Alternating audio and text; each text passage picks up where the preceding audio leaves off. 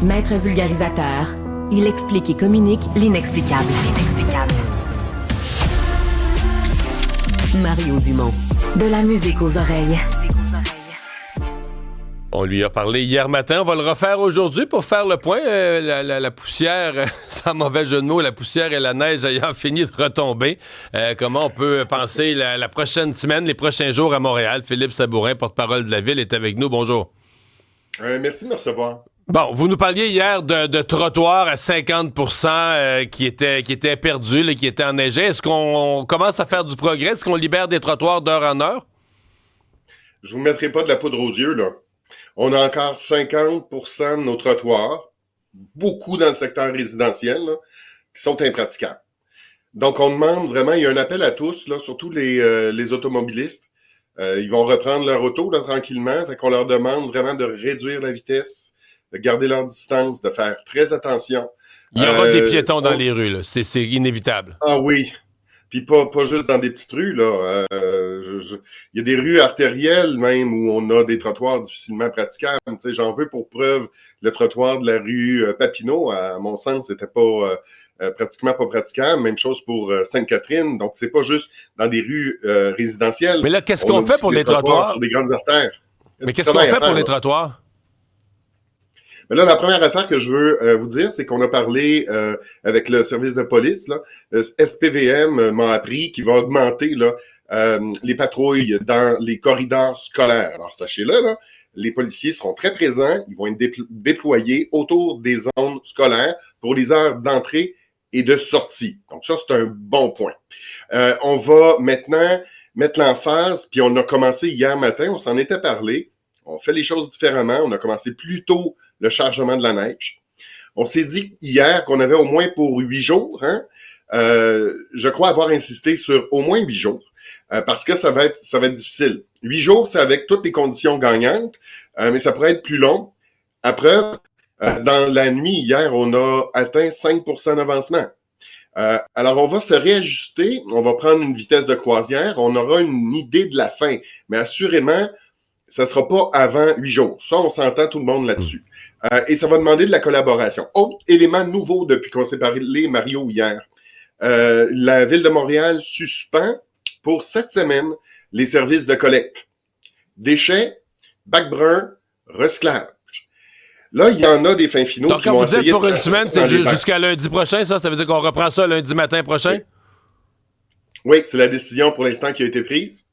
Donc, c'est bien évident que si vous avez sorti vos vidanges hier, puis que ça n'a pas été ramassé parce que le service s'est poursuivi hier, là, on a essayé ça, ça n'a pas marché comme on voulait. On l'a suspendu, donc, à partir de ce matin. Mais si vous voyez des sacs ou des bacs qui sont sur les bancs de neige, s'il vous plaît, allez le récupérer puis ramenez ça près de la maison. Pourquoi? Parce qu'il fait très froid dehors, ça va geler solide, ça va devenir dur comme de la roche, ça va être recouvert par de la neige, puis ça va briser nos souffleuses. Et si on brise les souffleuses, ça nous retarde. Fait qu'on ne l'atteindra pas le 8 jours. Là. Donc, ça va être important vraiment de libérer les bancs de neige de tout objet là, qui pourrait occasionner un bris. Ouais. Je reviens au trottoir. Là, on fait quoi avec les trottoirs? Parce que vous nous dites qu'on n'a pas vraiment progressé depuis hier. Je comprends que les chenillettes peuvent pas passer à certains endroits parce qu'il n'y a plus de place à pousser là, ni vers la gauche ni vers la droite. Donc, ça prend une souffleuse. Mais est-ce qu'on en a des souffleuses à trottoir? Puis est-ce qu'ils roulent 24 heures sur 24 présentement? On est allé chercher des petites souffleuses qu'on a dans un parc, là, mais on ne les a pas en quantité suffisante. Je rappelle qu'on a 6000 km de trottoir. Donc, on va se le dire, là, si la chenillette elle passe pas, la seule façon de venir à bout d'un trottoir, c'est de passer la souffleuse, mais là, je vous parle d'une souffleuse surdimensionnée, là, l'opération de chargement de neige.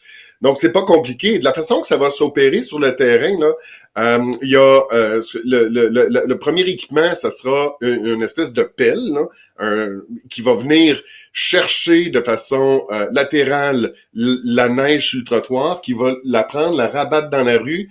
Il va y avoir passage de la souffleuse, puis on va remplir notre camion. Okay, donc à plusieurs endroits, mais les trottoirs seront pas libérés tant qu'on passera pas le ramassage global de la neige. Les trottoirs seront pas libérés avant. Donc, ça pourrait prendre quelques jours à des endroits. On pourrait être sans trottoir jusqu'à la fin de la semaine. Là.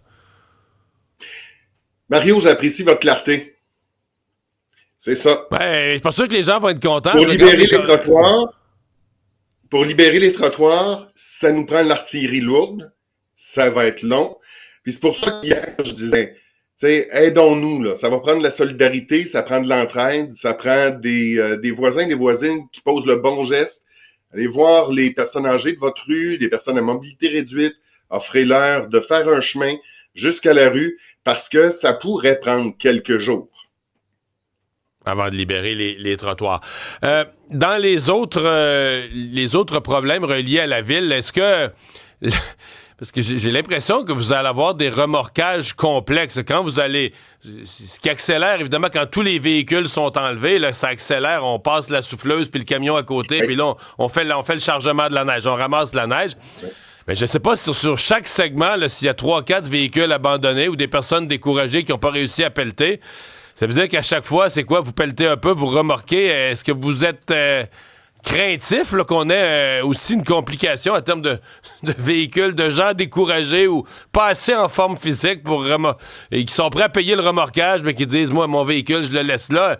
Est-ce que ça pourrait pas retarder le chargement? Moi, je regarde, je me promène, puis on dirait, je me dis, c'est sûr qu'il y a des gens qui le feront pas. Ils ne sauront pas quoi faire avec leur véhicule. Là.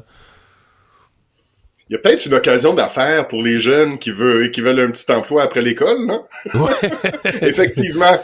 Service de dégagement de véhicules à appel.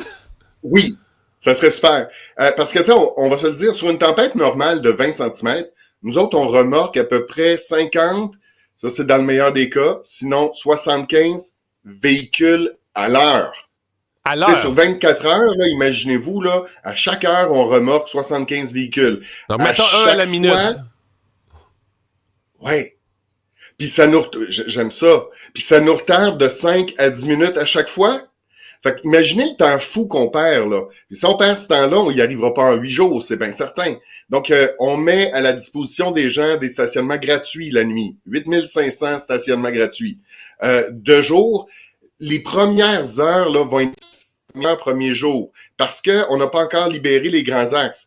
Après ça, ça va être facile d'aller porter votre voiture sur une grande artère. Mais je vous dirais aujourd'hui, moi, si j'avais à déplacer mon auto pour faire de la place au chargement, ben, ce que je ferais, j'irais dans un stationnement intérieur. Vous allez me dire, ouais, mais là, c'est payant, vous allez payer 20 $.